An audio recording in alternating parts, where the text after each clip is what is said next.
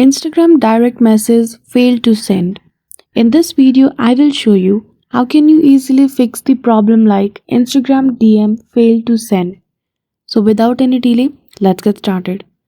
For that, what you need to do is click and hold on Instagram application and click on application info. Once you go to the settings of Instagram, go to storage and clear its cache. Clearing the cache of application improves its performance.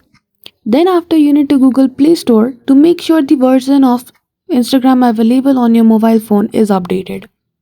To search for Instagram, type Instagram in the search icon of Google Play Store and then you will see the option of update. Click on it and done. But even though by following these steps if your problem is not solved, you are suggested to restart your device and then open Instagram. So that's all. That is how easily you can fix the problem of DM failed to send on Instagram. I hope you found this video helpful. If you did, don't forget to give it a thumbs up and subscribe to our channel for such tutorial.